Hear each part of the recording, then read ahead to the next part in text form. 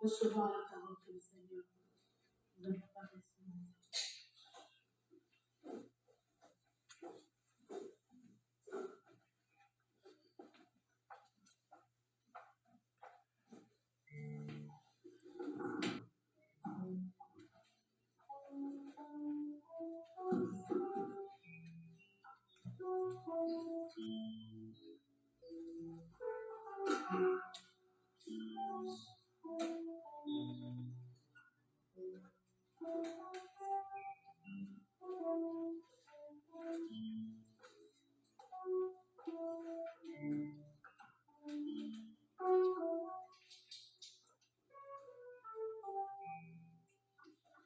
Amen. Nous vous saluons au nom de notre Seigneur et Sauveur Jésus-Christ. Soyez dans la joie, bien-aimés, nous sommes dans la maison de Dieu. Il est dans le Père Saint. Nous voulons recommander ces instants de Sainte Mère. Seigneur, manifeste-toi comme tu te manifestais dans la tente d'assignation. Manifeste-toi au travers de ta parole. Que cette parole trouve de la place dans le cœur de tout un chacun. Que cette parole agisse dans nos vies, nous transforme. Que cette parole produise le produit de la repentance. Et tire toute gloire qui est due. Au nom de Jésus-Christ, notre Sauveur et notre Seigneur, nous avons ainsi prié, nous disons Amen. Amen. Amen.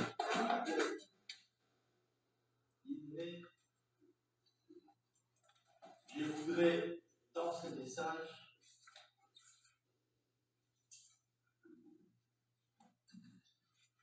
attirer l'attention de tout un chacun.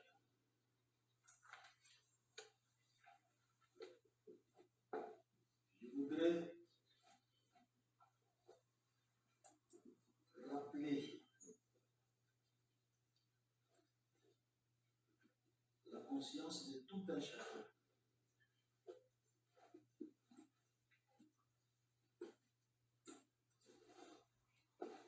Dieu va en parler à chacun de nous.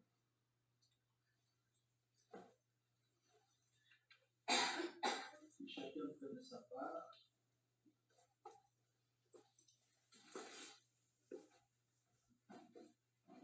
Dieu se souviendra de lui, Dieu le dira.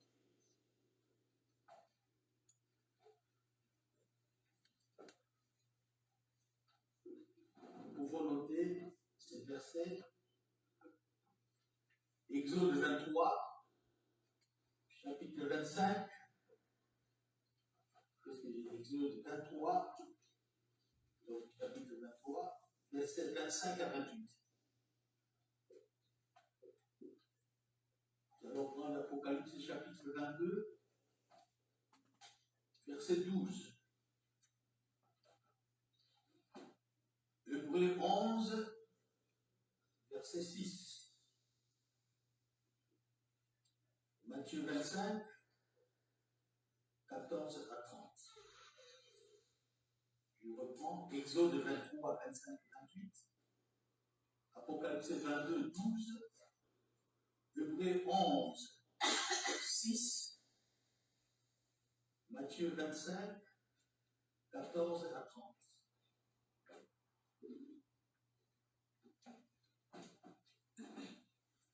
Le thème de notre message de ce matin, c'est le rémunérateur.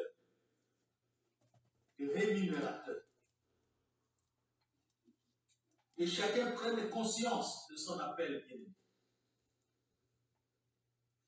afin de remplir valablement la mission pour laquelle nous avons été appelés.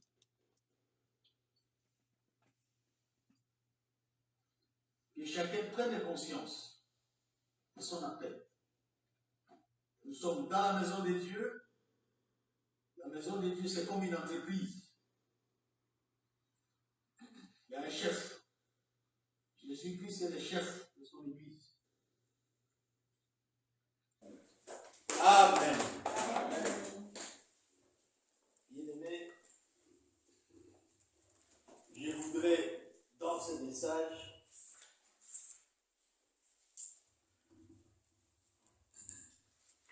attirer l'attention de tout un chacun.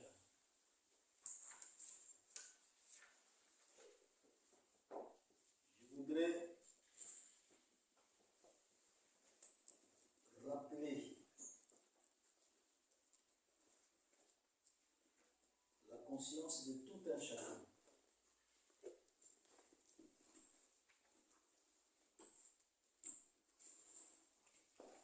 Dieu va nous parler à chacun de nous.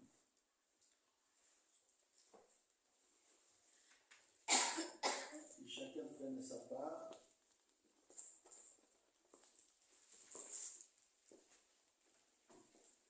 Et Dieu se souviendra de lui, Dieu le bénira.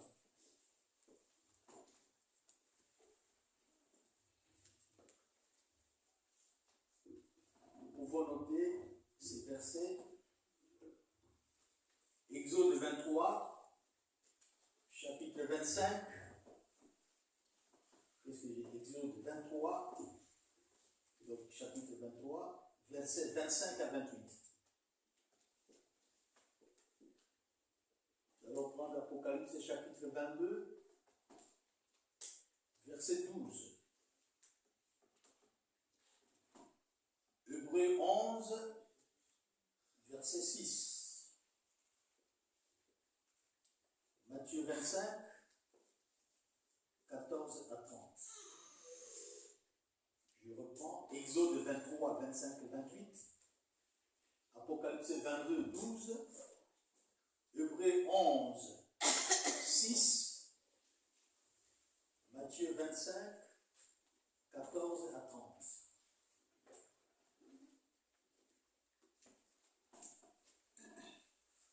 Le thème de notre message de ce matin, c'est le rémunérateur. Le rémunérateur. Que chacun prenne conscience de son appel bien-aimé,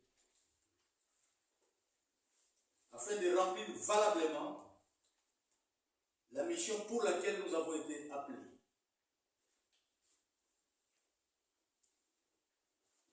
Que chacun prenne conscience de son appel. Nous sommes dans la maison de Dieu. La maison de Dieu, c'est comme une entreprise. Il y a un chef. Jésus-Christ est le chef de son église.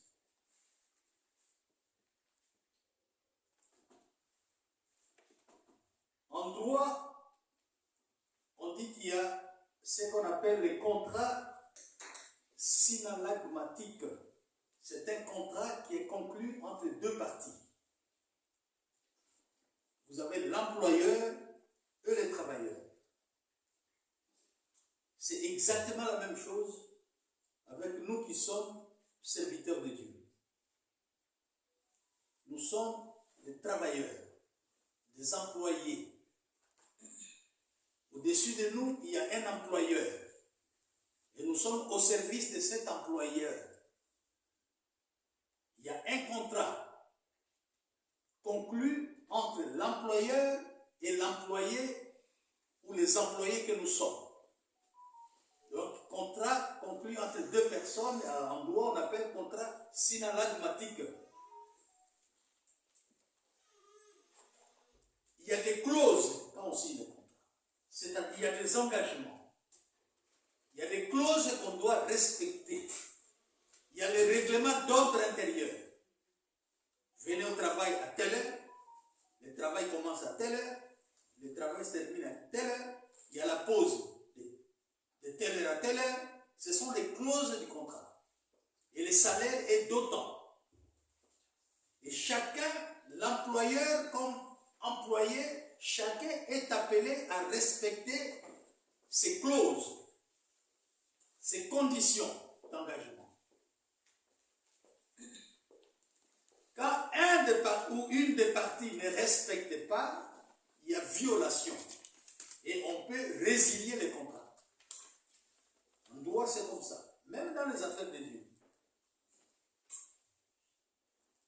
Les contrats doivent être respectés scrupuleusement. On dit 8 heures de travail, c'est 8 heures de travail. Il y a une différence entre 8 heures de travail et 8 heures au travail. Il y a une différence. 8 heures de travail, c'est-à-dire que vous êtes au bureau, 8 heures de travail, vous travaillez. Ce n'est pas 8 heures au travail, vous pouvez faire 8 heures au travail, mais vous ne faites rien. Mais 8 heures de travail.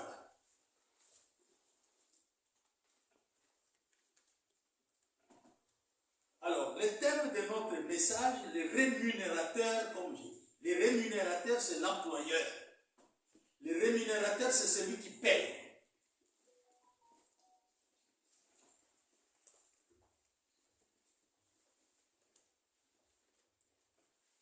Lorsque Dieu rémunère, il fait beaucoup de choses dans la vie de la personne qu'il rémunère, qu'il paye. Il fait beaucoup de choses dans sa vie. Il touche tous les domaines de la vie de la personne. Quand il te rémunère, ça peut être en termes de santé, ça peut être en termes de paix, vous connaîtrez la paix. Ça peut être en termes d'élévation, vous connaîtrez l'élévation, de promotion. Ça peut être en termes d'argent, pour les gens qui cherchent l'argent, Seigneur, je te sers, j'ai besoin de ça, bénis-moi financièrement, Dieu bénit. Longue vie, mariage, enfant, et que sais-je encore. Donc, quand Dieu rémunère, il touche presque tous les domaines de la vie de la personne qu'il veut rémunérer. Dieu veut du bien à chacun de nous ce matin. Dieu veut du bien à toi mon frère, à toi ma soeur. Il veut faire du bien ce matin à un homme, à une femme qui est ici. Mais Dieu veut savoir s'il y a quelqu'un qui croit en lui. Parmi nous tels que nous sommes là, c'est à nous qu'il veut faire du bien. Et il voudrait savoir si nous croyons qu'il est là, il est capable de faire tout, il est capable de répondre à nos préoccupations. Il veut savoir si nous croyons à cela. Il est capable de nous bénir, il est capable d'ôter l'opprobre, la honte.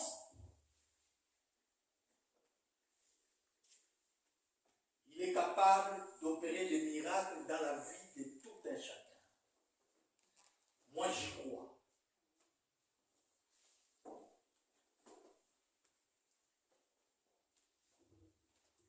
Mon frère et ma soeur, ce matin, Dieu veut se souvenir d'un homme ou d'une femme.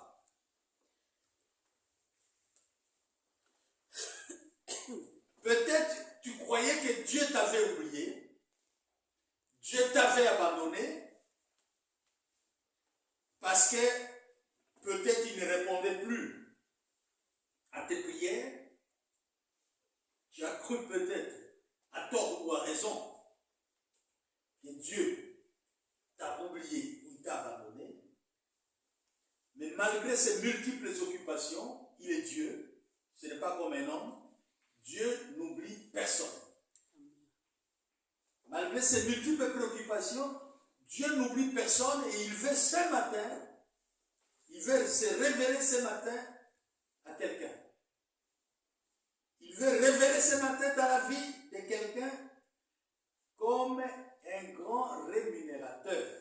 devait se manifester, se révéler dans la vie de chacun de nous comme rémunérateur.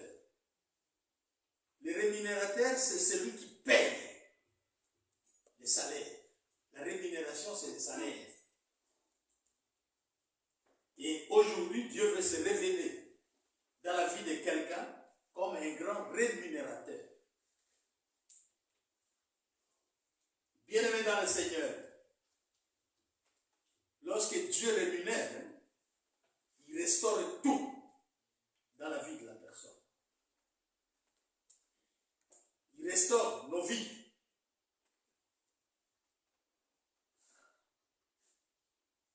C'est le salaire. La rémunération, c'est le salaire qui paye.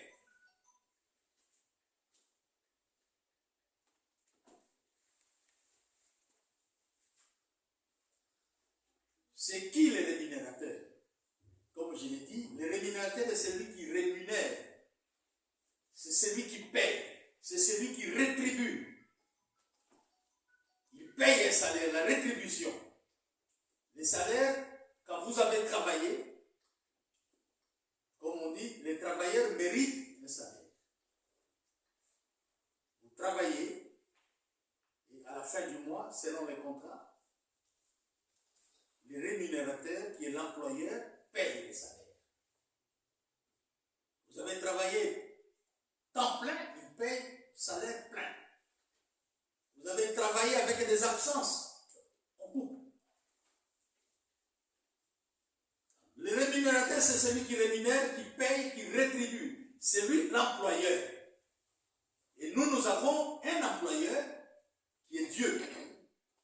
C'est lui le rémunérateur. Il nous paye en fonction de ce que nous faisons. Le travail rendu, le travail que nous faisons, et il nous paye en fonction de cela. Et la rémunération, c'est le fruit d'un travail accompli. C'est une récompense reçue après avoir accompli un travail. On vous paye un salaire, c'est une récompense qu'on reçoit après avoir rendu un service. La rémunération qui est le salaire est payée après avoir accompli une tâche. Vous avez accompli une tâche, on vous paye le salaire. Avant de terminer la tâche, il n'y a pas de salaire. On vous paye après avoir terminé votre tâche, après avoir fait votre travail. Dieu, l'employeur paye. Il faut d'abord remplir votre tâche. C'est au vu de ce que vous avez fait, en fonction de ce que vous avez fait, que vous serez rémunéré.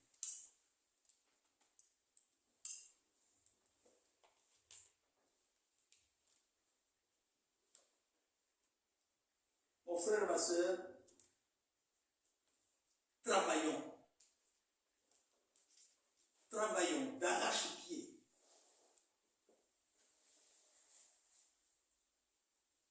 Pour que les salaires nous soient payés. Le salaire est un dû. Ce n'est pas une faveur. Moi, j'ai toujours dit, il ne faut pas se contenter toujours de la grâce, grâce, grâce. La grâce n'est pas un dû. La grâce, c'est une faveur que nous ne méritons pas, que Dieu nous accorde, à cause de son amour. C'est ça la grâce. Mais un dû, c'est quelque chose à laquelle tu as droit. Ce n'est pas une faveur. Un dû, c'est mon droit. Et quand on travaille, les salaires qu'on vous paye, c'est votre droit. Ce n'est pas un don, ce n'est pas une faveur. Un don, c'est quelque chose qu'on te donne comme ça, gratuitement. Vous n'avez fourni aucun effort, mais on vous donne comme un don. Mais un dû, c'est ton droit.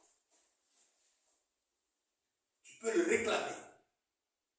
Même devant Dieu, j'ai travaillé, Seigneur, j'ai droit à un salaire.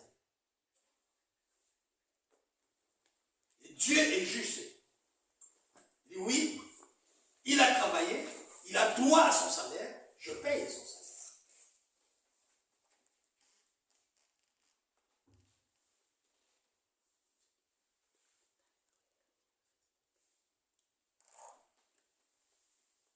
La motivation aide une personne à recevoir une bonne rémunération. Ce n'est pas de la camelote là, on te donne, je ne sais pas combien, si c'est 2 euros par heure ou 2-3 euros par heure, mais quand quelqu'un est motivé, il dit, même si on me paye 2 euros par heure, je suis motivé, je vais faire beaucoup d'heures pour gagner beaucoup. La motivation, c'est très important. La motivation aide une personne à recevoir une bonne rémunération. La motivation pousse la personne. On est poussé pour une raison quelconque à faire quelque chose. Il faut être motivé pour faire quelque chose de bon.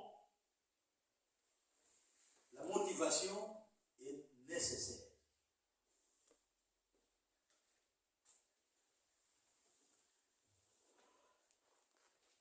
Il existe 2 types de motivation.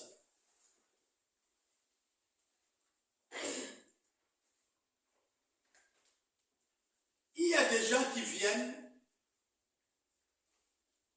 ou qui servent Dieu dans un but quelconque, afin de pouvoir recevoir quelque chose en retour. Donc, il sert Dieu de tout son cœur parce qu'il vise quelque chose. Il a un intérêt quelconque. Je dois servir Dieu pour recevoir telle ou telle chose. Je sers Dieu parce que je voudrais avoir un mariage. Je sers Dieu parce que je voudrais avoir des enfants. Je sers Dieu parce que je voudrais avoir, je ne sais pas, un bon travail. Je sers Dieu parce que je voudrais que Dieu me protège, que je sois sous la protection de Dieu. Donc il y a un but, il y a un intérêt quelconque.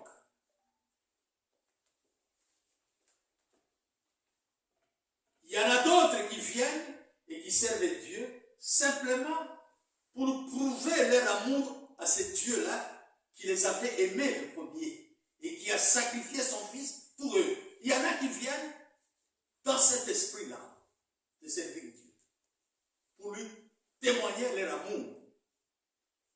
C'est notre Dieu, il nous a aimés, je vais travailler pour lui.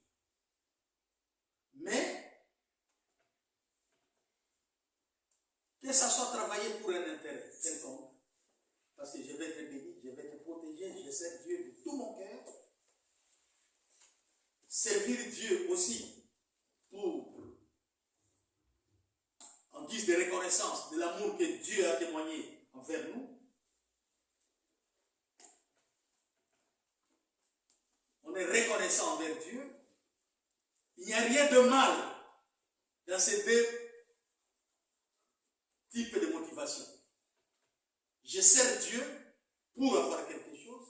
Je sers Dieu parce que je suis reconnaissant. Il n'y a pas de mal. L'essentiel, c'est de servir Dieu, corps et âme. Faire le travail pour lequel Dieu nous a appelés. Faire le travail,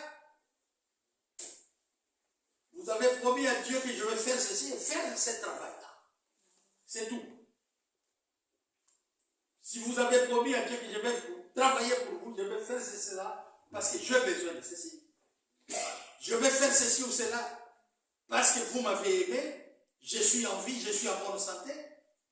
Peu importe, il n'y a pas de mal. Même avec intérêt, il n'y a pas de mal. L'essentiel que vous respectiez, que vous observiez ce que vous avez dit à Dieu, le vœu que vous avez fait à Dieu. Il faut le respecter. mieux vaut ne pas faire un vœu que de le faire et de ne pas accomplir. Si je ne fais pas un vœu à Dieu, je ne pêche pas.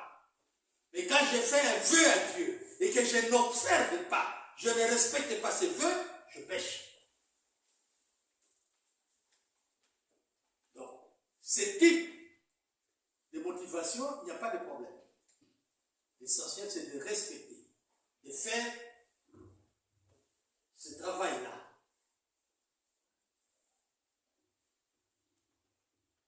La Bible nous dit, quiconque aime Dieu et qui sert ce Dieu-là, recevra la récompense. Il n'y a pas de bénévolat quand on travaille pour Dieu. Il n'y a pas de bénévolat. C'est du donnant-donnant. Dans les contrats, comme je l'ai dit ici dans l'arithmétique, il y a les obligations et les devoirs. Il y a les obligations et les devoirs. Chaque partie doit remplir son rôle. Le travailleur a des obligations, l'employeur a des devoirs. Vous avez l'obligation de travailler. Et l'employeur a le devoir de payer. Donc il y a obligation et devoir de part et d'autre. Un a les obligations, l'autre a les devoirs. Celui qui a les obligations, c'est le travailleur. Il est obligé de travailler. Et l'employeur a le devoir de payer le salaire.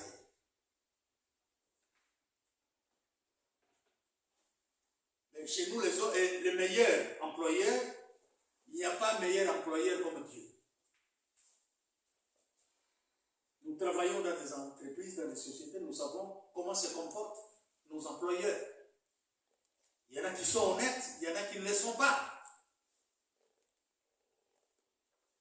Il y en a qui sont justes, il y a d'autres qui ne le sont pas. Mais Dieu est honnête, Dieu est juste. Vous travaillez pour lui, il vous paye. Et il paye au-delà de votre attente. Il peut vous payer au-delà de ce que vous attendiez. Ce qui n'est pas le cas avec les employeurs humains. Alors, je disais, la Bible nous dit, quiconque aime Dieu et le sert recevra la récompense. Comme cela était dit à Pierre. Matthieu chapitre 19, versets 27 à 29. On peut lire. Pierre a demandé, oui, je vais bien faire ceci, cela. Mais en retour, qu'est-ce que je vais recevoir? Matthieu 19, 27.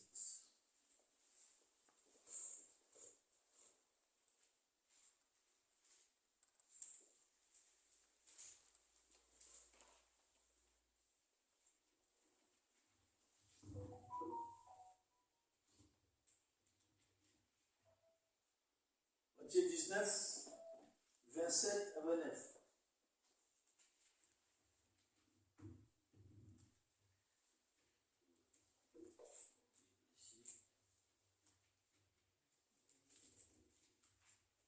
Voilà. 27 nous dit quoi?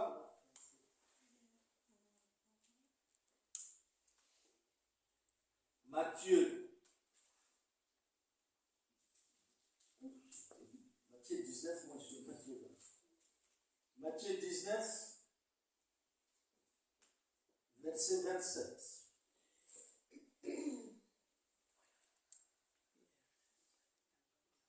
Pierre prit alors la parole et dit, voici, nous avons tout quitté. Nous avons tout abandonné. Et nous t'avons suivi. Que se passera-t-il pour nous? Nous avons tout abandonné, nos épouses, nos enfants, tout pour te suivre. Et après, qu'est-ce qui va se passer? Jésus leur répondit, je vous le dis en vérité, quand le Fils de l'homme, au renouvellement de toutes choses, sera assis sur son trône de gloire, vous qui m'avez suivi, vous serez de même assis sur 12 trônes. Moi, je serai assis. Vous qui avez tout abandonné, vous serez aussi assis. Et vous allez juger les 12 tribus d'Israël. Vous, c'est vous qui jugerez les 12 tribus d'Israël. Je vais vous utiliser, j'aurai besoin de vous. Vous serez récompensés. Vous serez assis aussi sur le trône et vous allez juger les 12 tribus d'Israël. C'est le salaire, la rémunération. Et vous êtes là pour juger les 12 tribus d'Israël. C'est que vous avez la vie éternelle. Ce n'est pas n'importe qui va juger les 12 tribus d'Israël. Nous, tels que nous sommes là, si nous marchons dans la droiture, dans la crainte de Dieu, dans l'obéissance, nous aurons à juger les anges. Est-ce que vous comprenez ça? Amen. Juger les anges qui vivent chaque jour la gloire de Dieu, qui rencontrent Dieu, qui sont des messagers, des envoyés de Dieu. Mais nous, qui côtoient Dieu, qui parlent avec Dieu, mais nous, tels que nous sommes là, si nous marchons dans la crainte de Dieu, nous remplissons valablement la mission pour laquelle nous avons été appelés, la Bible dit, nous jugerons les anges. Les anges ne nous jugeront pas, mais nous jugerons les anges. Ce que je suis en train de faire là, l'ange ne peut pas le faire, sondez les Écritures. L'ange ne peut pas prêcher. Les actes pastoraux que nous posons, un ange ne peut pas. Un ange ne peut pas baptiser. Vous connaissez l'histoire de l'unique éthiopien? C'est Philippe qu'on a utilisé. C'est l'ange qui a envoyé à Philippe pour interdire l'Éthiopie. L'ange était là. Il ne pouvait pas, il était incapable de baptiser cet unique Éthiopien qui avait besoin d'être baptisé, de se faire baptiser. Mais l'ange ne pouvait pas le baptiser. Il a fallu un homme.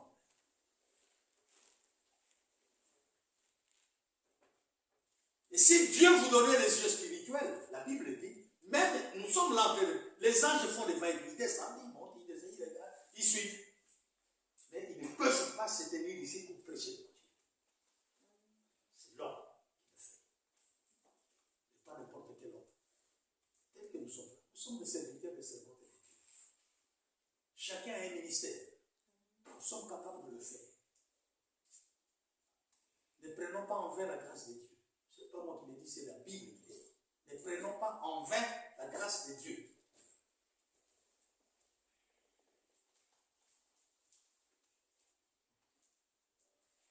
Donc il y a une rémunération. Tu laisses tout, tu abandonnes tout, tu laisses ton lit, tu viens à l'église, tu dors, tu gères, tu pries. Il y a une rémunération. Dans le siècle présent comme dans le siècle à venir.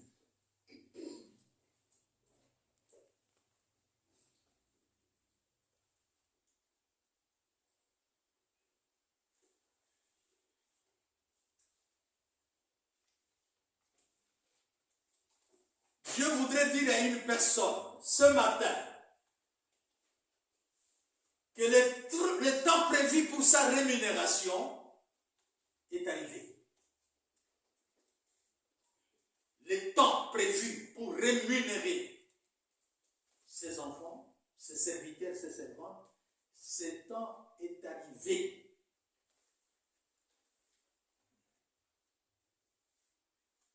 Comme c'était le cas aussi de David. Dans 1 Samuel, 1 Samuel 17,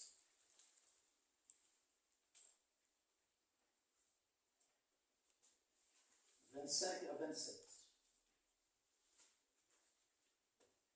1 Samuel 17, 25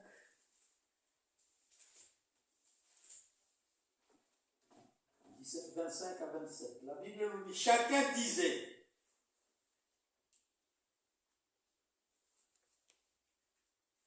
avez-vous vu s'avancer cet homme?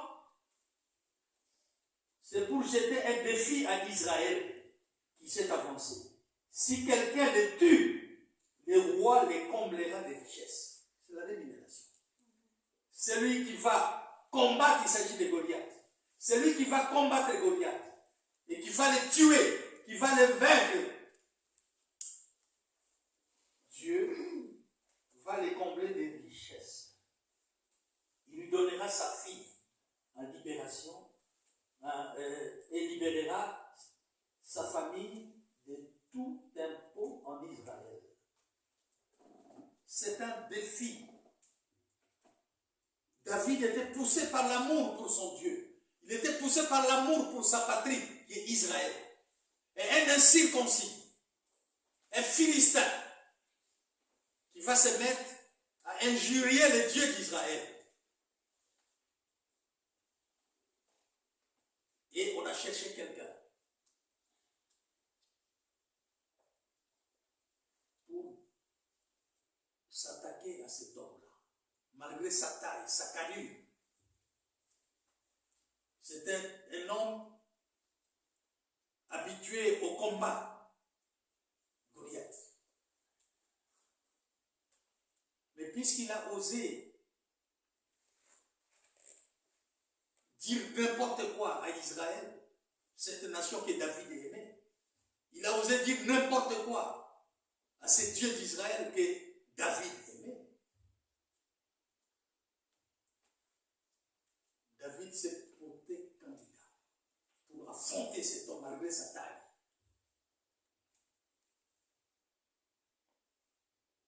Et les rois, Saül,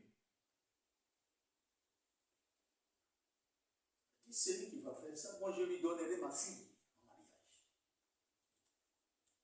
Et David a demandé, qu'est-ce que le roi va faire? Qu'est-ce qu'on a dit? Et on lui dira que le roi a dit, c'est lui qui va tuer ces Philistins.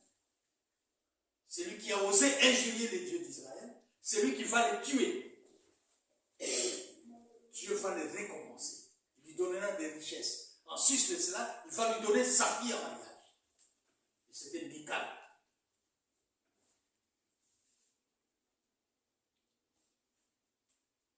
Et David est allé affronter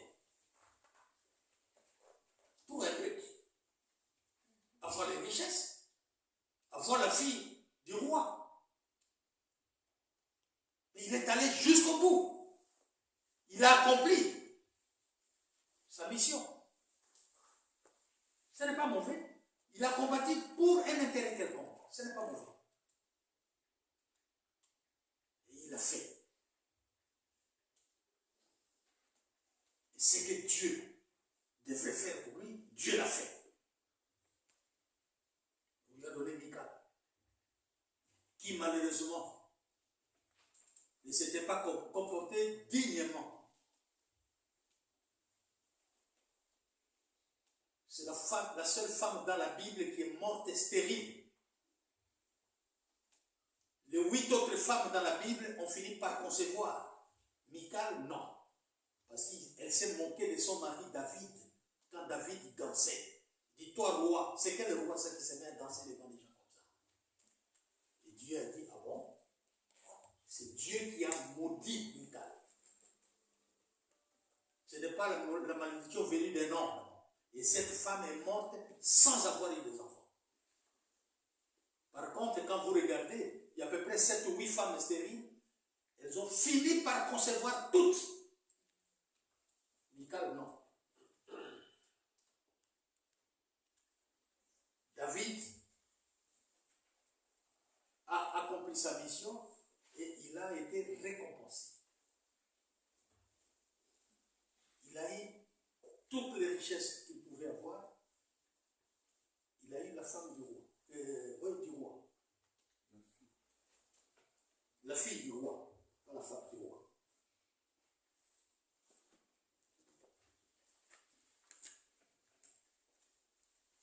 Bien-aimés dans le Seigneur,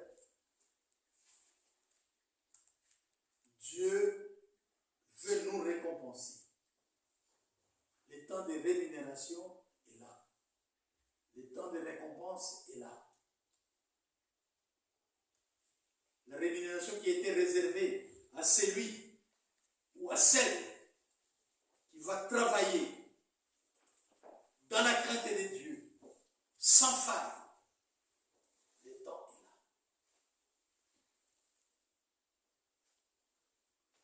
Dieu a une bibliothèque où il y a plein de livres. Mais nous voulons mettre en exergue 2 livres. Il y a plusieurs livres dans la bibliothèque de Dieu. Mais aujourd'hui, Dieu ne va pas ouvrir tous les livres, mais il va ouvrir un seul livre. Et lorsqu'il va ouvrir ces livres-là, je vais vous donner les noms, il va tomber sur la page où se trouve ton nom, mon frère, où se trouve ton nom, ma soeur. C'est les livres de souvenirs. Il y a les livres de vie, il y a les livres de souvenirs. Maintenant, c'est le temps d'ouvrir les livres de souvenirs, ce n'est pas le temps d'ouvrir les livres de vie. Les livres de vie sera ouvert lors du jugement. Mais maintenant là, Dieu veut ouvrir les livres des souvenirs. Et quand il va se mettre à ouvrir, il tombera sur la page où se trouve ton nom et tout ce que tu as fait comme travail dans son champ.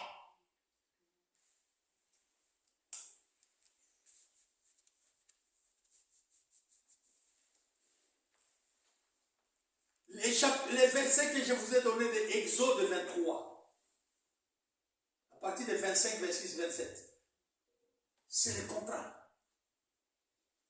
Servez l'Éternel. Soyez au service de l'Éternel.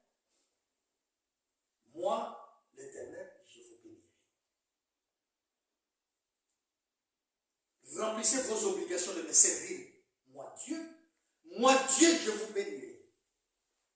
Et il énumère les bénédictions. J'éloignerai la maladie du milieu de toi.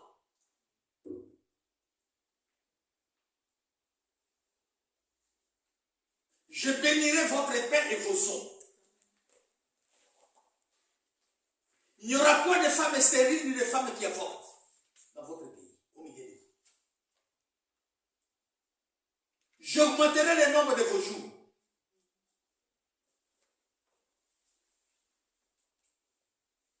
Je combattrai vos ennemis. Donc il y a tout. Il y a tout. Servez l'Éternel, servez-moi et moi. Servez-moi. Voilà, remplissez ces obligations. Moi, je dois remplir aussi mes devoirs. Il n'y aura pas de maladie. Il n'y aura pas de femmes stériles. Je bénirai votre pain et vos eaux. J'augmenterai le nombre de vos jours. Mais servez-moi.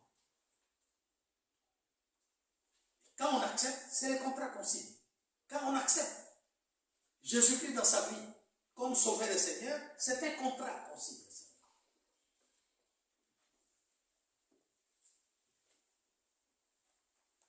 Et Dieu est fidèle. Il est juste. Nous remplissons valablement notre mission. Dieu rémunère en conséquence.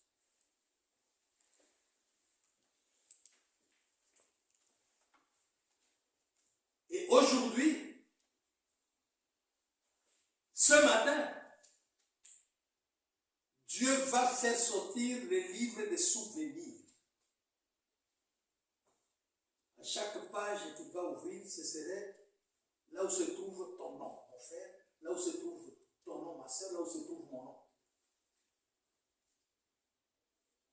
Ce matin, pas demain.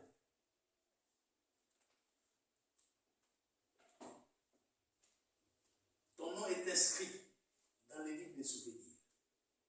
Et Dieu va se souvenir de lorsqu'il verra ton nom dans la liste, dans ces livres-là, il va se souvenir, parce que tout y est écrit. Tout ce que tu as fait pour Dieu, pour qu'il puisse te bénir, tout est écrit. Tout ce que tu as fait.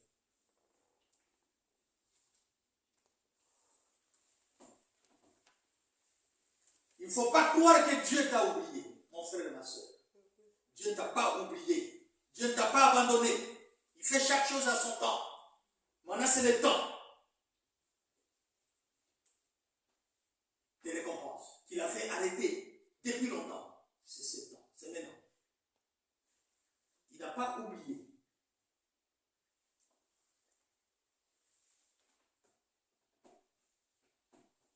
Il se souviendra de toi en ouvrant les livres, comme il s'était souvenu de Mardoché.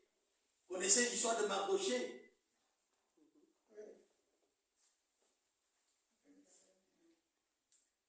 En Perse, sous Assyrus, on a voulu monter un coup contre le roi Assyrus, le tuer par ses gardes. Et ces complots s'est tombé dans les oreilles de Mardoché. Mardoché, qu'est-ce qu'il était? C'est quelqu'un qui se mettait à la porte comme un huissier à la porte. Vous venez, il ouvre la porte, il vous fait entrer. Et il était là.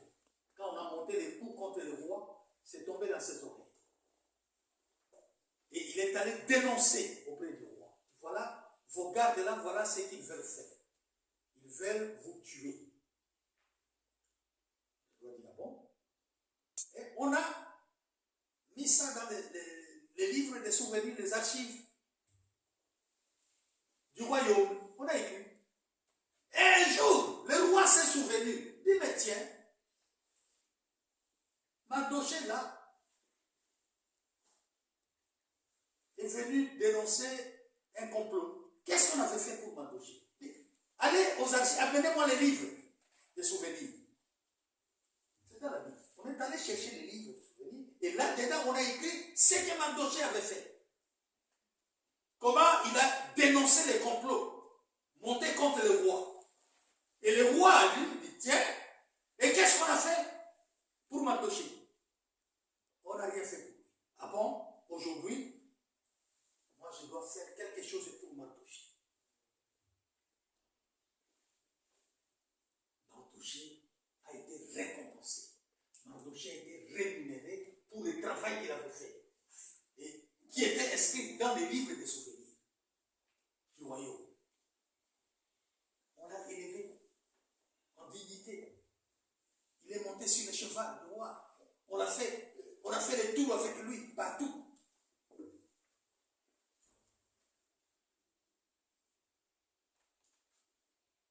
Et c'est lui qui voulait,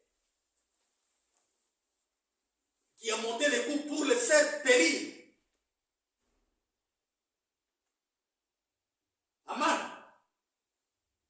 Il a fait construire l'échafaudage où on fait monter les pendus. Les gens qui seront pendus, on fait l'échafaudage et ils montent dessus et on arrive là, on met la corde, on les pend. Et Aman a fait construire cet échafaudage pour qu'on vienne pendre la bouche. Il a été récompensé par le roi. C'est dans les plans de Dieu. Dieu a permis toutes ces situations-là pour que cet homme soit récompensé.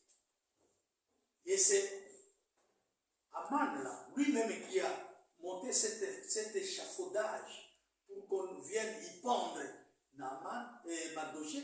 C'est lui-même qui sera pendu là.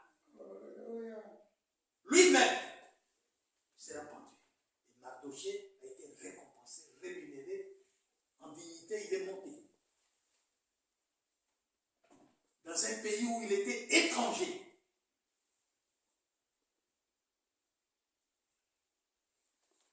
Bien aimé, quand Dieu rémunère, ça dépasse tout entendement.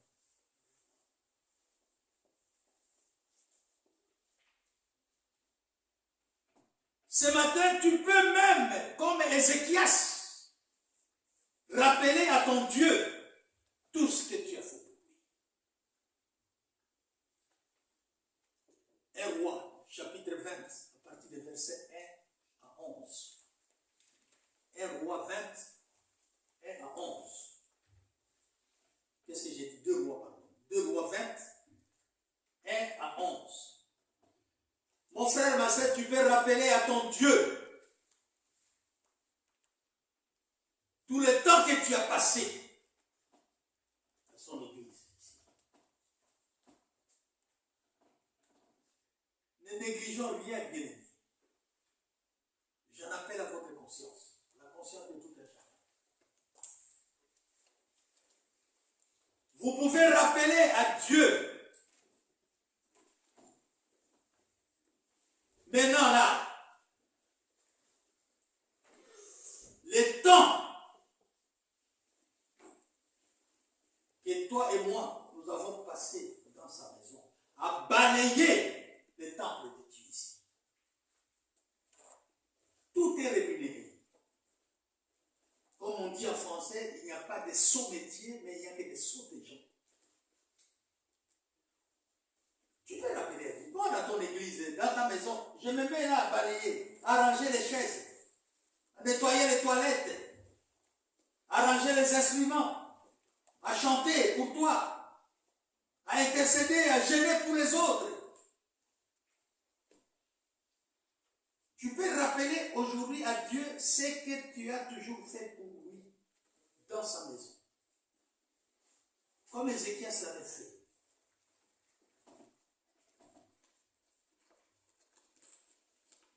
Je nettoie les toilettes, je balaye les temples, j'arrange les chaises, les instruments,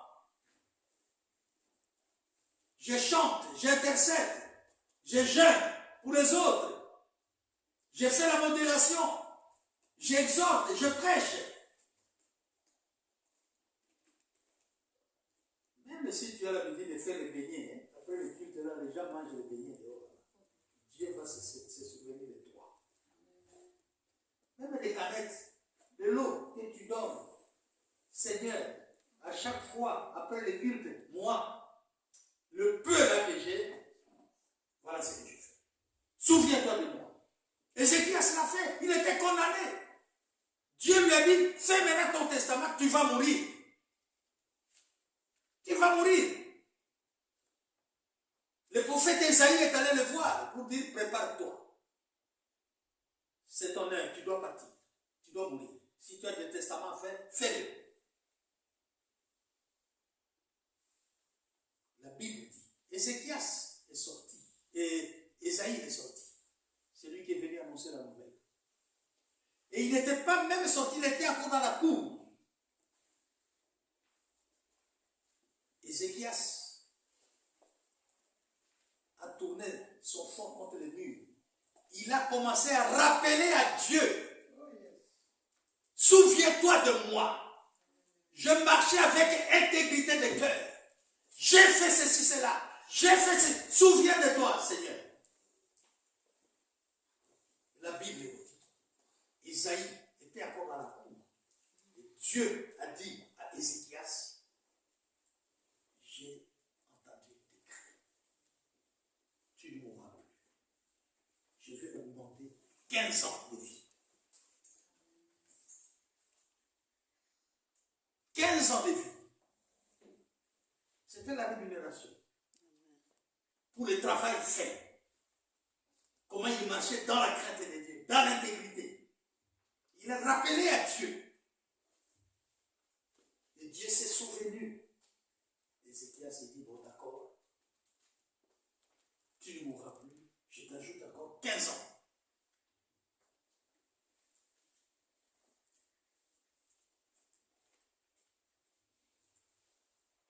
Nous devons savoir, Dieu sait que la vie est un combat. Et c'est pour cette raison que Dieu rémunère. Car il sait très bien, la vie est un combat. À ce temps de la fête, où il y a toutes sortes de tentations, qui peut se comporter en véritable chrétien converti? À ce temps de la fête, avec tout ce que nous sommes en train de vivre. Le monde est secoué par l'injustice, par n'importe quoi.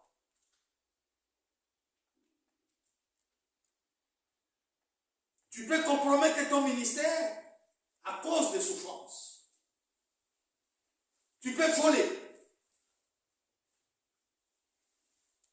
Tu peux commettre l'impudicité pour avoir l'argent. Mentir.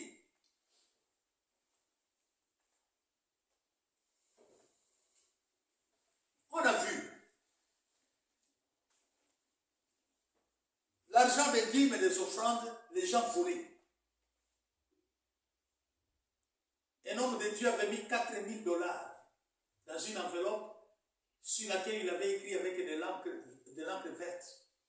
Il a mis 4 000 dollars. Et à la fin des cultes, chaque fois, comme il était quand même responsable dans cette église, il demandait au pasteur responsable, on faisait le rapport au pasteur responsable, aujourd'hui il y a eu autant, autant, dîmes, autant, actions de grâce. On fait le rapport au pasteur responsable de cette église, et le pasteur responsable donne les montants. Et l'autre dit non, ce n'est pas vrai. Parce que moi j'ai donné 4 000 dollars de dîmes. Ce que vous me dites là ne reflète pas la réalité.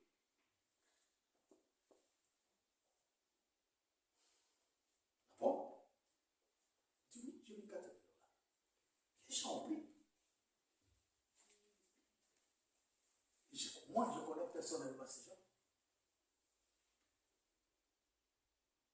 Je connais ces gens. Soupçonnés. Mais eux-mêmes, c'était des femmes. Elles-mêmes connaissent la vérité. Il y a une d'elles, son mari, on l'a trouvé mort dans une chambre avec une prostituée. Et je connaissais bien le mari d'ailleurs. J'ai causé avec lui. La nouvelle, ton mari, mort sur le lit là-bas.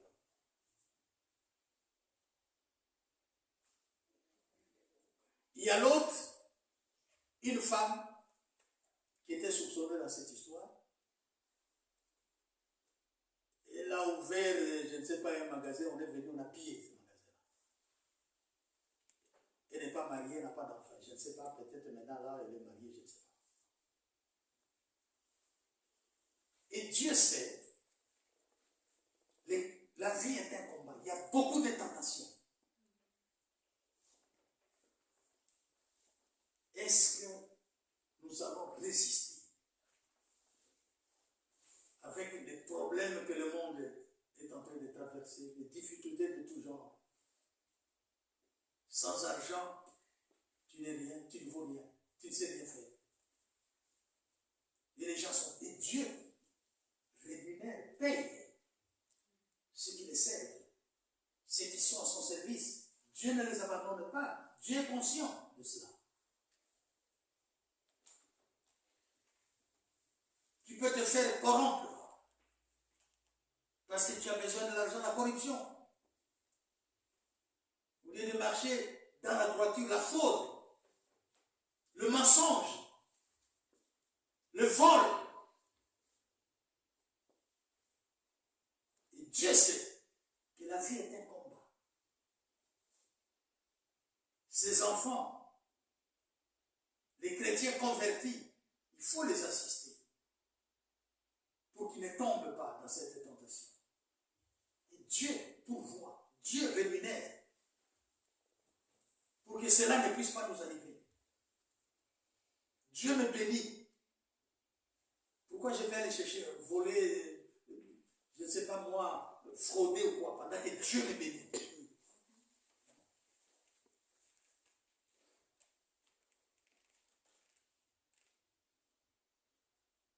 Bien-aimés dans le Seigneur,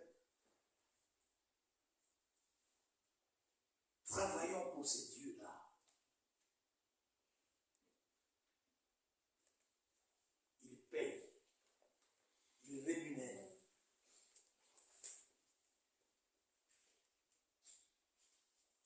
Et apôtre Paul, bon, ce serait le dernier verset, le dernier passage.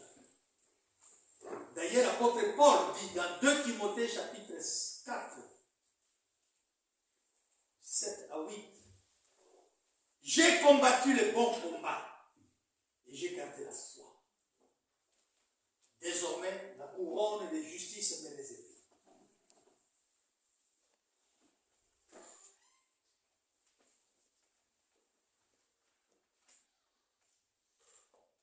Bien-aimés dans le Seigneur, nous devons savoir que la destinée est un combat.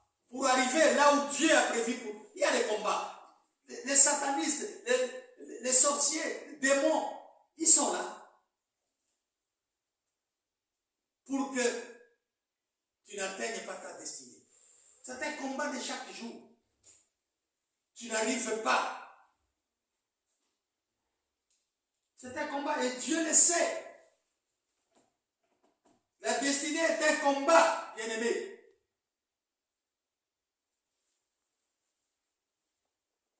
Mais pour cela, il faut de la volonté. C'est-à-dire les efforts personnels. Celui qui a la volonté, il fait des efforts, il déploie beaucoup d'efforts. Des efforts personnels, la persévérance, la discipline, afin de pouvoir remporter la couronne, les trophées. Il faut la volonté, il faut la persévérance. Il faut la discipline pour arriver au bout. Beaucoup de volonté. La volonté de soi.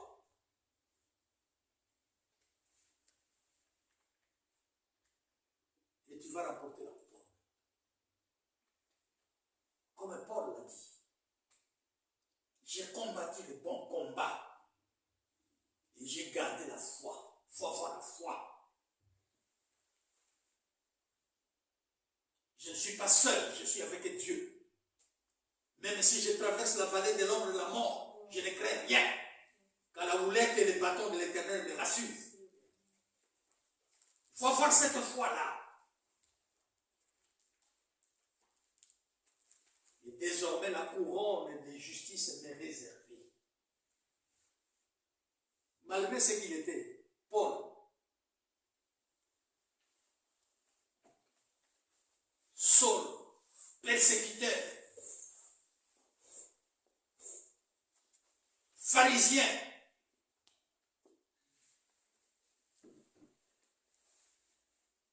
comme les Gamaliel et les autres, mais ils ont quitté cette famille-là. Qui peut encore se rappeler que il faut se rappeler, mais qui peut savoir que Paul là tuait, persécutait les apôtres, les serviteurs de Dieu. Quand vous lisez l'histoire de Paul, un persécuteur,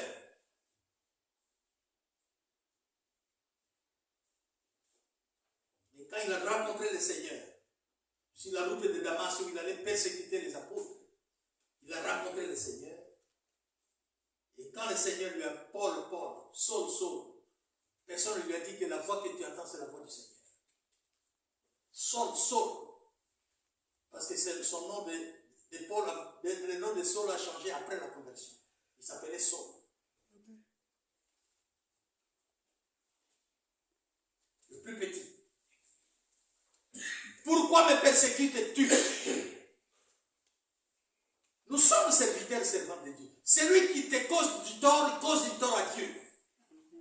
Saul ne persécute pas Dieu. Il persécutait les serviteurs de Dieu. Mais il attend la voix qui lui dit, Paul, Saul, pourquoi me persécutes-tu? Qui es-tu, Seigneur? C'est Jésus, le Seigneur que tu persécutes. Et cet homme a changé. Cet homme a changé.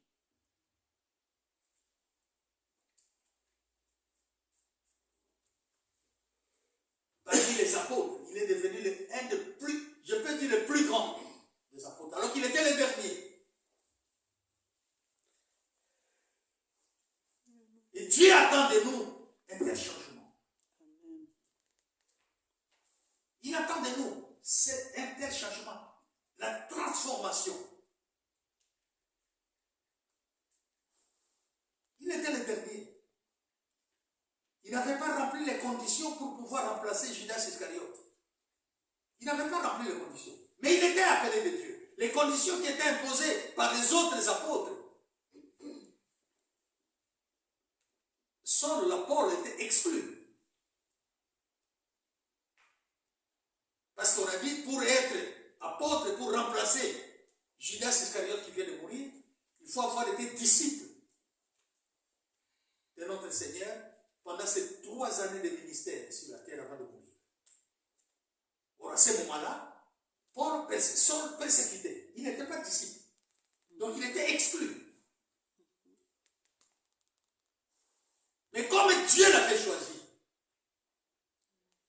il était devenu apôtre. Et il est dit, il y a des moments quand vous lisez les écrits de Paul, vous sentez l'orgueil. Et il avait raison. Vous sentez l'orgueil. Quand vous lisez les écrits de Paul, il y a des endroits où vous dites, mon Dieu, avec le problème. Mais oui, il avait raison. Parce qu'il reconnaît aussi, je ne mérite pas d'être appelé apôtre parce que il est dit, je ne mérite pas. Et puis, alors, je ne suis pas un apôtre appelé des hommes, mais appelé des dieux. Je fais plus que les autres. Il est dit, je fais plus que les autres apôtres là.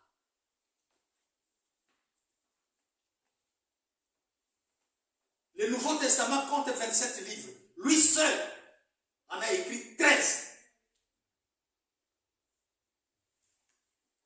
Lui seul. Et les autres, c'est écrit par les autres apôtres. Et cet homme-là, malgré qu'il était persécuté, vous allez me dire qu'il est en enfer. Ou il ira en enfer parce que l'enfer n'existe pas encore. Est-ce qu'il ira en enfer lorsque la porte de l'enfer sera ouverte? Il a travaillé pour Dieu. Et sa récompense.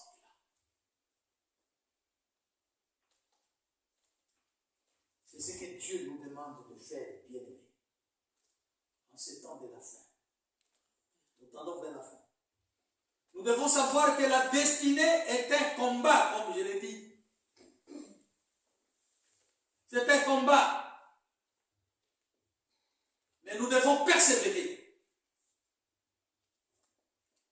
Parce que dans ces combats, nous ne sommes pas seuls. Et d'ailleurs, nous ne combattons pas. C'est Dieu qui combat et il nous donne, nous, la victoire. Amen. Il nous donne la victoire. Mais celui qui est au front, c'est lui. Est-ce que toi, tu vois les démons? Tu vois les on chasse, mais on ne les voit pas. Mais lui, il les voit. Il combat, il nous donne la victoire. Et même, même quand on chasse, on lit. C'est lui qui agit. Toi et moi, nous avons quelle force de combattre les démons, ça? Mais c'est lui qui agit.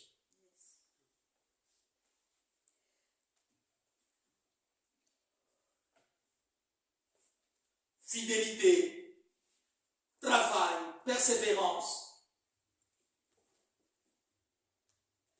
Matin et soir, nous devons travailler pour Dieu. Il est là pour toi, pour moi, ce matin. 3 choses sur base desquelles Dieu rémunère une personne. Nous allons terminer par là. 3 choses pour lesquelles Dieu rémunère une personne. Chercher Dieu de tout son cœur. Tu dois chercher Dieu de tout ton cœur. Nous allons lire Hébreux chapitre 11, verset 6. Vous avez noté ça. C'est ici que Hébreux 11, 6 dit, il faut que ceux qui s'approchent de Dieu sachent chercher ce Dieu-là de tout leur cœur et avec amour. C'est-à-dire, chercher d'abord les choses d'en haut ou les intérêts de Dieu d'abord. Et par la suite, Dieu va nous récompenser. Nous cherchons d'abord les choses d'en haut. Si nous sommes bénis spirituellement, nous serons bénis dans tous les autres domaines de nos vies. Bénédiction physique, bénédiction financière, et que sais-je encore, c'est la résultante de bénédiction spirituelle. C'est la conséquence de bénédiction spirituelle. Quand nous sommes bénis spirituellement, nous serons bénis dans les autres domaines de la vie. C'est pourquoi il faut d'abord rechercher l'intérêt de Dieu. Les bénédictions d'en haut. Quand on parle de bénédiction d'en haut, c'est bénédiction spirituelle. Quand on est béni spirituellement, l'argent, tu l'auras. La protection, tu l'auras. La bonne santé, tu l'auras. Donc, cherchez Dieu de tout cœur. Et on nous donne Hébreux 11, 6. Il faut chercher Dieu de tout ton cœur avec amour. Cherchez d'abord les choses d'en haut, ou les intérêts de Dieu. Et ensuite, Dieu te bénira. La deuxième chose, c'est la fidélité. Dieu veut que nous ayons la fidélité à haut niveau. Amen. La fidélité, bien-aimée, c'est contenter de ce qu'on a et de les valoriser. La concentration, c'est concentrer sur ce qu'on a. On nous a parlé, le pasteur nous a parlé de concentration quand il est venu. C'est concentrer sur ce qu'on a.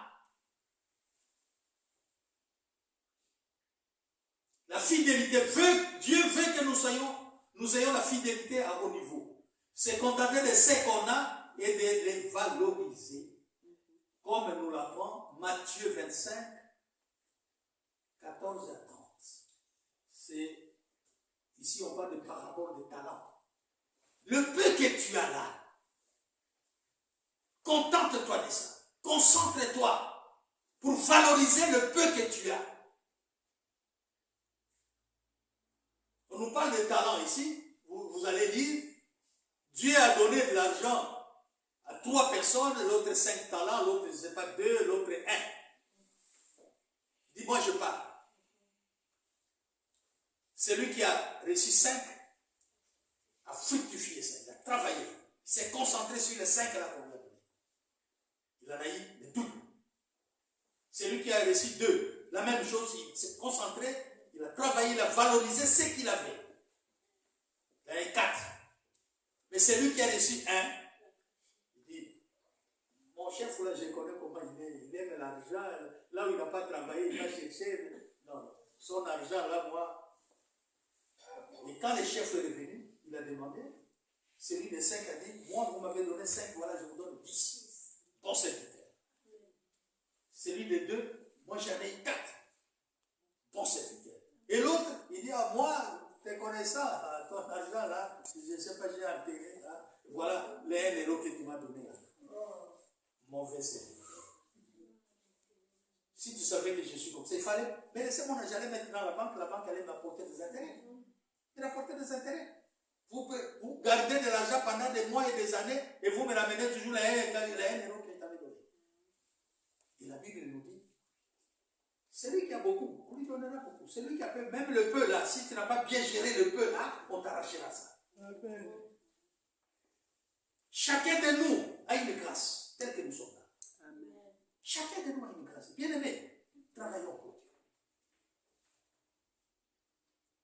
Travaillons pour Dieu. Il ne faut pas se cacher derrière les autres. Je m'excuse de vous le dire. Il ne faut pas se cacher derrière les autres. Vous êtes intercesseur, vous êtes modérateur, vous êtes... Travaillez. Chacun a une grâce. Parce que nous sommes une église de serviteurs et non de serviteurs de servants. Il n'y a pas d'acteur. L'autre mot là, je ne sais pas quoi encore. D'observateur. Nous sommes tous des acteurs. Nous devons être dans les champs pour travailler.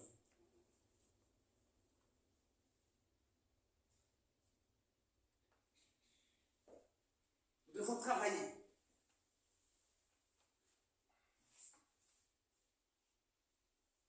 Et la rémunération te cherchera et te suivra. La rémunération de Dieu, c'est comme un GPS. Où que tu sois, ça va te chercher. Ça va te localiser. Ça va t'atteindre.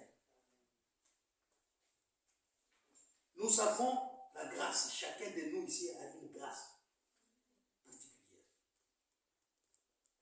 Chacun de nous a un ministère quelconque. Nous sommes au temps de la fin, bien-aimés.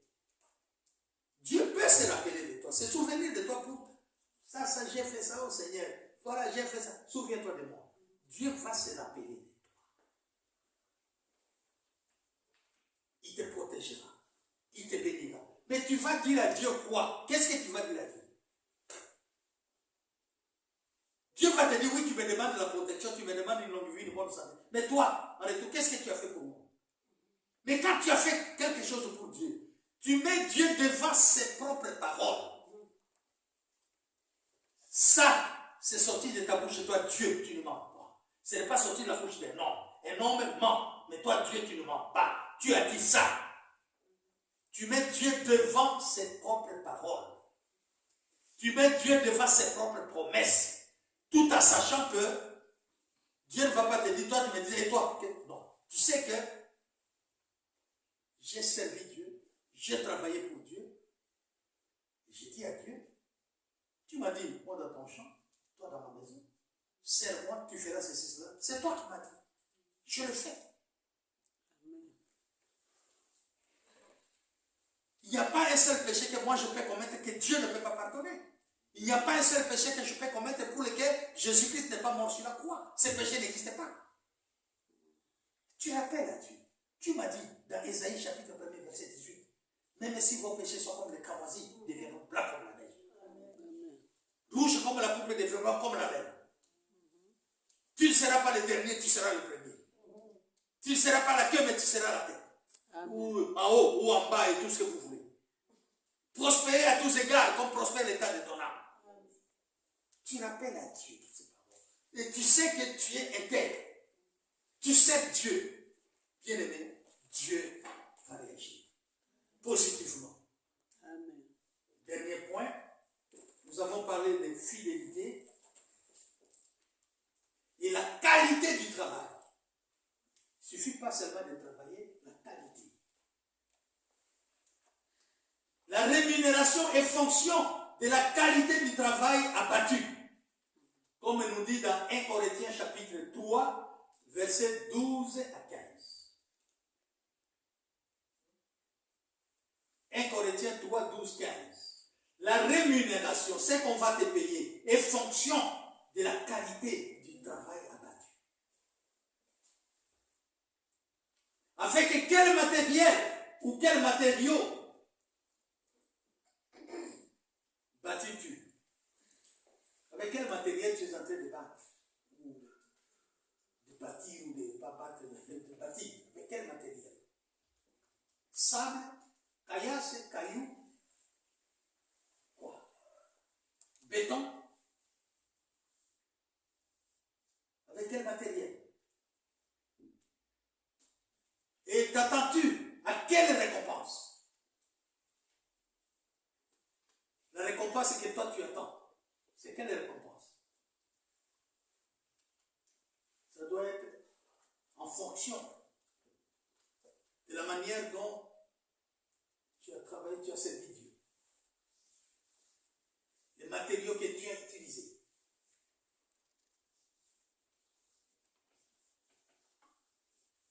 La façon de faire le travail de Dieu détermine la rémunération ou la récompense à obtenir. La façon de faire le travail de Dieu détermine la rémunération ou la récompense à obtenir de la part de Dieu. Sachant que tout ce que nous faisons sera éprouvé comme de l'or. On éprouve comme de l'or. L'or, quand on met dans le feu, ça devient un lingot, comme liquide. Et ça reste l'or.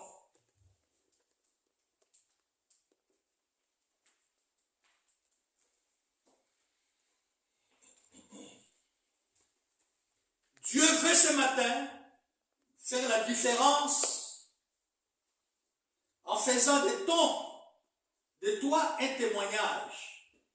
Dieu voudrait faire la différence. Il veut faire de toi, de moi, témoignage. Aujourd'hui, il fait faire de toi et de moi un témoignage. Afin que demain, que chacun de nous prêche avec son propre témoignage. Amen. Amen. Amen. Aujourd'hui, il veut faire de toi et de moi un témoignage pour que demain, chacun de nous prêche selon son propre témoignage. Amen. Ce qui sera une chose aisée, ce qui sera une bonne chose. Aujourd'hui, Dieu ouvre pour toi, mon frère et ma soeur. Aujourd'hui, Dieu ouvre pour toi son livre de souvenirs pour te rémunérer et te restaurer. Pas demain, mais aujourd'hui. Et qu'il en soit ainsi. Au nom de Jésus-Christ, que Dieu vous bénisse. Amen.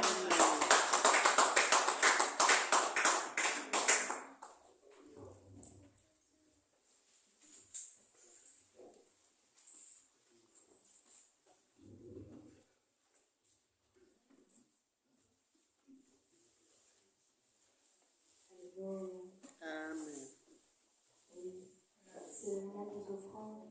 C'est le moment de la bénédiction. Nous avons donné la libéralité, nous en condition de grâce, sociale, pour le Seigneur. Amen. Komboyo, kombona elonga, kombona mbuya, komboyo, kombona migamwa, komboyo kombona mbuya toyenga, komboyo, kombona migamwa, komboyo kombona mbuya, ona kombona Yesu, Amerika kopita, komboyo kombona mbuya toyenga, komboyo kombona migamwa, komboyo kombona mbuya, nakombona Yesu, nakomi molongi, nakomboyo kombona mbuya toyenga, komboyo kombona migamwa, komboyo kombona mbuya, nakombona Yesu, nakomi ne balongi, nakomboyo kombona mbuya toyenga, komboyo kombona migamwa, komboyo kombona mbuya, Yesu arumanike,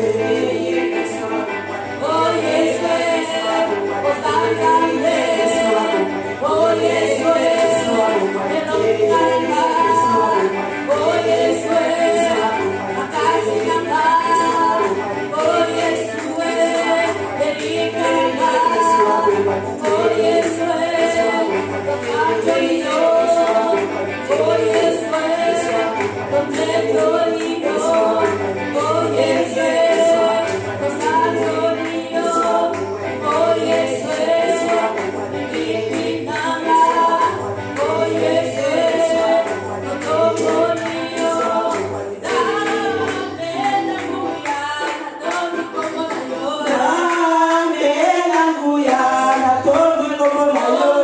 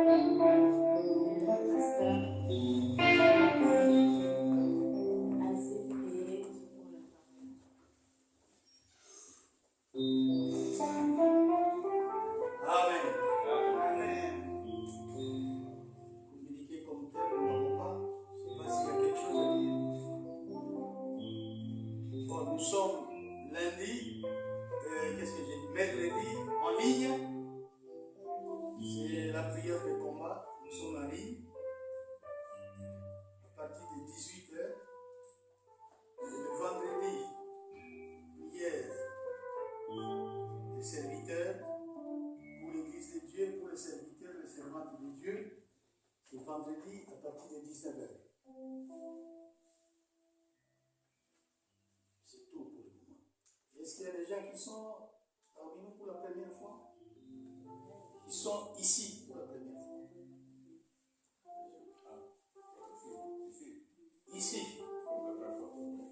Ah.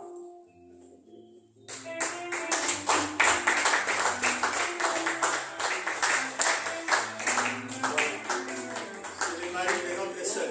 De l'amour du Seigneur, j'aime de l'amour du Seigneur, car je vois en toi la gloire de mon roi. Oui, je t'aime de l'amour du Seigneur. Oui, je t'aime de l'amour du Seigneur. Oui, je t'aime de l'amour du Seigneur. Quand je vois en toi la gloire de mon roi, oui, je t'aime de l'amour du Seigneur.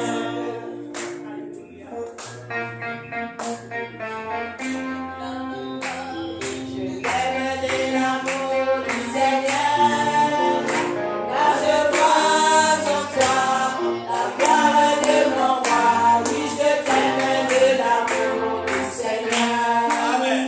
Amen. Frère, vous m'entendez? Jean. Hein? Jean. Quand? Jean Benga. Papa Jean. Attendez son nom. Papa Jean. Ouais. C'est l'époux de maman. Hein? Mati, j'oublie toujours. J'ai 80 ans. C'est le mari de maman Mati et papa de Jaël, la belge Jaël. Voilà. Papa, nous sommes dans la maison. Nous voulons que tu sois toujours parmi. Excuse-moi de te tutoyer. Son frère. Te voir tous les jours à côté de notre sœur, notre Coco. Très content. Très content, papa. Cette place, c'est pour toi.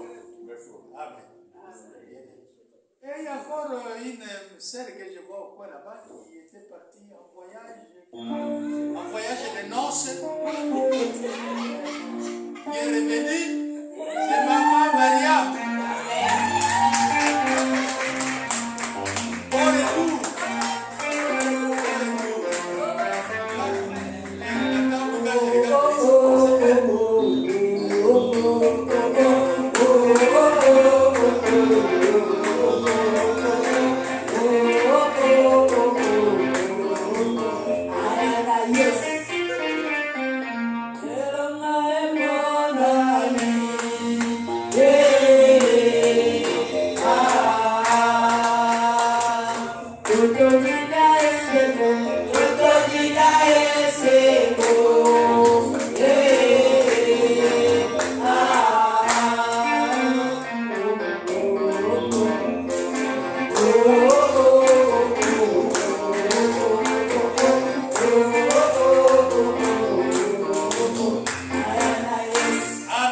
Amen. Nous allons prier. Père très saint, nous te remercions, nous te rendons grâce. Toi qui as commencé ce culte avec nous, qui vient de terminer avec nous. Papa, fais de nous des serviteurs et des servantes fidèles, craignant ton nom, marchant dans l'obéissance, afin que, papa, nous puissions remporter la couronne de la vie éternelle. Comme Paul l'a dit, j'ai combattu les bons combats. Nous voulons dire la même chose que ton serviteur, Paul. Protège-nous, garde-nous fidèles à toi, papa. Que nous te servions avec crainte et tremblement. Que nous demeurions fidèles, Seigneur. Tu nous as dit, nous devons avoir la fidélité haute, la plus haute fidélité. Sois avec nous, papa. Nous savons qu'avec toi, nous ferons des exploits. Bénis ton Église. Bénis ton peuple. Souviens-toi de tes serviteurs qui sont en mission de service. Protège-les là où ils sont. Tes enfants qui sont malades. Seigneur, ta main n'est pas courte pour les guérir. Que ta main les touche partout où ils sont. Afin qu'ils recouvrent la guérison.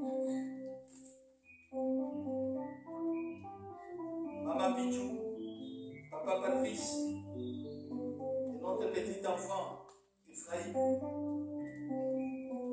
Que l'esprit de mutité libère cet enfant.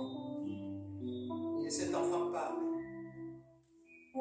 Papa Patrice, nous voulons les voir au milieu de nous. Maman Pichou, sujet de miracle, Seigneur, nous voulons, Papa, quand tu commences une œuvre, tu l'achèves. Si cette femme est encore là, c'est par ta grâce. Fais quelque chose. Que ton sang lui soit transfusé. Bénis chacun de nous. Bénis nos familles respectives. Pourvois aux besoins de tout un chacun. Seigneur, donne-nous un diadème au lieu de la cendre. Donne-nous l'huile de joie au lieu de l'huile de deuil. Donne-nous un vêtement de louange au lieu d'un esprit abattu. Afin que nous soyons appelés les térébintes de la justice. Bénis cette semaine qui va commencer, Papa. Qu'elle soit porteuse de bonheur et de paix pour chacun de nous. Bénis les dîmes, les offrandes, les actions de grâce et tout ce qui était apporté dans ta maison, afin que cela serve à l'avancement de ton œuvre. Fais régner la paix, l'unité, l'amour dans ton Église et dans nos familles. Un amour sincère. Et la gloire sera pour toi, Papa. Bénis notre retour. Sois au-devant de nous comme un feu dévorant, derrière nous comme un bouclier protecteur et autour de nous comme une muraille de feu. Que nous demeurions tes enfants et que toi tu demeures notre Père. Ne nous abandonne pas, Papa. Ne nous rejette pas. Souviens-toi de ton peuple et ouvre les livres des souvenirs pour chacun de nous, afin que nous soyons rémunérés. Au nom de Jésus-Christ, notre Sauveur et notre Seigneur, nous t'avons ainsi prié et nous disons Amen. Amen.